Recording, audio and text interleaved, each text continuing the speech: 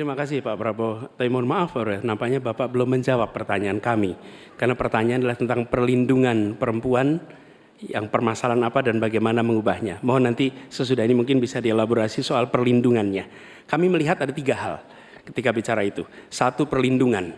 Karena kita menyaksikan jumlah kekerasan pada perempuan luar biasa banyak, tinggi.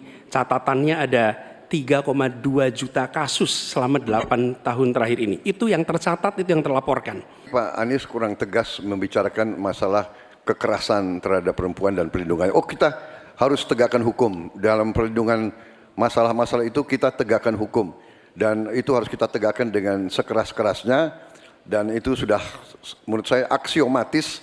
Tanpa kita berpikir panjang, memang itu kita harus lindungi seluruh rakyat kita, apalagi kaum perempuan dari segala bentuk penindasan, kekerasan, eksploitasi, human trafficking, dan sebagainya. Baik, sebelum kita mulai ke para narasumber kita untuk menjawab tadi mengenai perlindungan perempuan, saya minta semangatnya dulu untuk pendukung masing-masing paslon yang ada di studio ini. Tepuk tangan. Pendukung paslon nomor urut 1. Pendukung paslon nomor urut 2. Pendukung paslon nomor urut 3. Oke, kita mulai tadi soal perlindungan perempuan. Saya ke Mbak Sarah dulu. Pak Prabowo katakan penegakan hukum yang katakanlah seadil-adilnya. Bagaimana? Ya, di dalam visi misi program kami itu pun juga sudah ada di dalamnya, yaitu memperkuat perlindungan perempuan dan anak serta memperkuat penegakan hukumnya. Juga bicara tentang anggaran untuk penegakan hukum tersebut. Sekali lagi bahwa ini pernah saya sampaikan di forum aktivis-aktivis perempuan. Waktu itu saya berperan sebagai Ketua Presidium Kaukus Perempuan Politik Indonesia. Dan juga saya adalah Ketua Jaringan Nasional Anti Tindak Pidana Perdagangan Orang. Kami selalu mengedepankan dan tahu bahwa ini harus disepakati lintas. Dan bahkan di kami pun juga adalah partai-partai yang mendukung waktu itu. Dan saya salah satu yang mengusung RUU waktu itu masih penghapusan kekerasan seksual yang akhirnya disahkan menjadi Undang-Undang TPKS. Jadi kita melanjutkan apa yang sudah kita perjuangkan bahkan saat DPR kemarin. Justru mohon maaf kami harus menanyakan kepada Pak Anies. Pak Anies sepertinya harus cek kepada partai-partai yang adalah pendukung beliau yang waktu itu kita yang berjuang untuk undang-undang tersebut tahu partai mana saja yang sebenarnya menolak dan menghalangi untuk undang-undang tersebut untuk bisa disahkan. Baik. Jadi ini mari kita buka bahwa memang kalau kita bicara tentang penegakan hukum harus juga didukung dengan kebijakan, bukan hanya undang-undang tapi juga anggaran, dan itu akan kita lakukan. Baik, Mas Iqbal silakan. Perlindungan bagi perempuan. Ya, jadi memang kalau kita bicara fakta ya, selama Pak Anies jadi gubernur, TP2A-nya itu luar biasa programnya, termasuk anggarannya. Dan Mas Anies sudah menegaskan di debat pertama atau kedua bahwa dia akan membuat namanya Hotline Paris.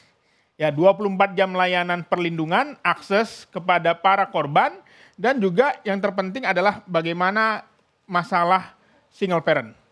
Mas Anies akan menganggarkan 500.000 per bulan buat kepala keluarga yang single parent. Demikian juga kepada suami hak cutinya diperluas. Yang hari ini biasanya hanya 2 hari akan diberikan cuti lebih banyak lagi bagi para suami yang istrinya melahirkan. Jadi akan ada banyak lagi program-program khususnya yang sudah dilakukan Mas Anies. P2 TP2A di Jakarta itu luar biasa. Ya, kami juga termasuk banyak sekali menangani kasus-kasus. Kita lihat sekarang angka perdagangan manusia itu cukup tinggi. Bahkan sampai ke luar negeri. Dan itu tentu saja kita harus berubah, bukan hanya memperbaiki, tapi perubahan. Baik, kita ke Mas Satya. Jadi apa yang akan ditawarkan dari paslon nomor urut 3, Mas? Kalau bicara mengenai undang-undangnya dulu, karena kita kan kalau bicara perlindungan ini kan memang ada undang-undangnya. Dan ini justru kami akan mendukung peran daripada Komnas Perempuan untuk menggolkan undang-undang perlindungan perempuan dan anak.